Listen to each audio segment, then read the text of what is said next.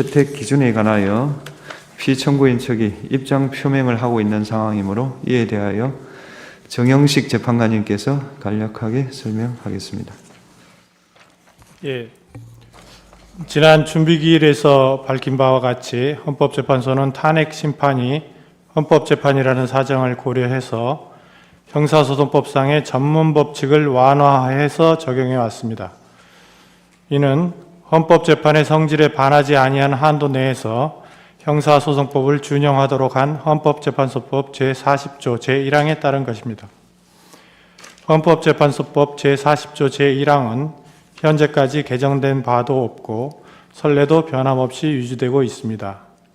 이러한 선례의 기준은 개정 형사소송법이 시행된 이후에도 2023 헌나 1 결정, 행정안전부 장관 이상민 탄핵, 그리고 2023 헌나 2 결정, 검사 안동환 탄핵 등에서 일관되게 적용되어 왔습니다.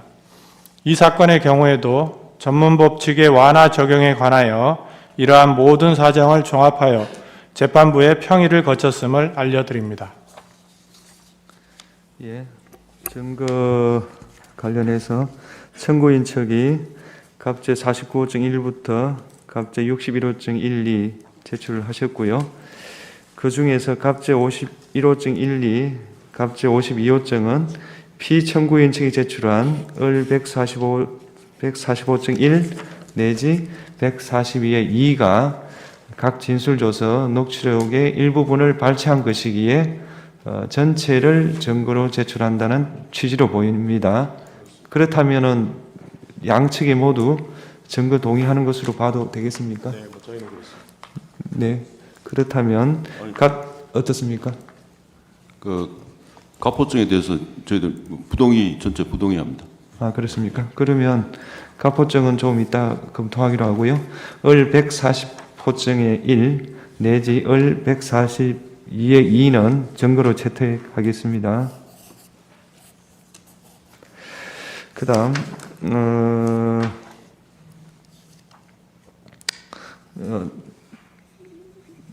부동의하기 때문에 갑 49호증의 1 내지 나머지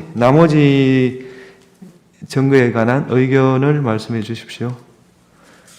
다시 말하면 갑 49호증 1 이후 61호증 1, 2까지 말합니다. 네, 전부 부동의합니다. 네.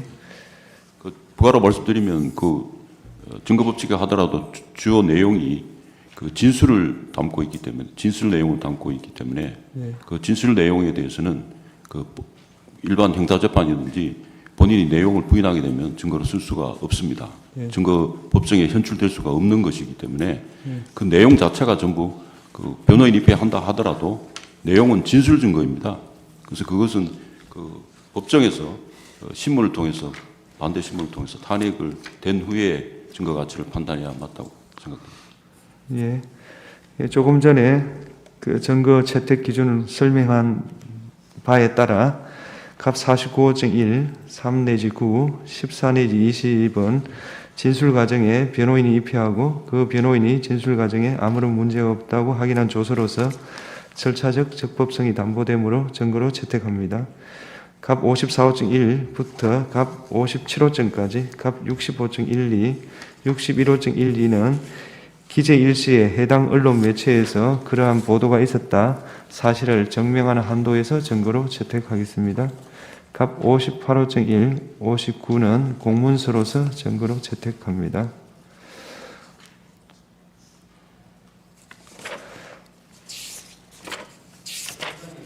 네. 네, 하십시오. 네, 전문법칙 관련해서 헌법재판소법 제40조 규정에 헌법재판의 성질에 반하지 않는 범위 내에서 형사소송법을 준용할 수 있다고 말씀을 하셨습니다. 그런데 그 규정에 따라서 전문법칙을 완화한다고 말씀하셨다면 전문법칙이 그러면 헌법재판의 성질에 반한다는 말씀이신지 여쭤보고 싶고요. 이 헌법재판은 특히 대통령의 탄핵심판은 단심입니다. 그리고 그 결과가 파면밖에 없습니다. 오히려 전문법칙이 더 강화돼서 적용돼야 되는 것이 아닌가 하는 생각이 들어서 말씀을 드립니다. 우리 윤 변호사님께서 말씀하신 내용에 관해서 추가 보충 의견을 말씀드리겠습니다. 헌법재판의 성질에 반하지 않는 범위 내에서라는 그 해석과 관련하여서 일반 민사소송이나 행정소송에서 개별 사건의 경우에 소의 이익이 없어서 각하되어야 되지만 어떤 헌법적으로 중요한 이슈가 있을 때에는 그것에도 불구하고 헌법적 가치를 수호하기 위해서 또 중요한 어떤 지침을 헌법재판소가 결정하기 위해서 일반 행정소송이나 민사소송의 어떤 법리에도 불구하고 헌법재판의 성질에 반하지 않는 범위 내에서만 준용하기 때문에 그럼에도 불구하고 헌법적인 판단을 내리겠다.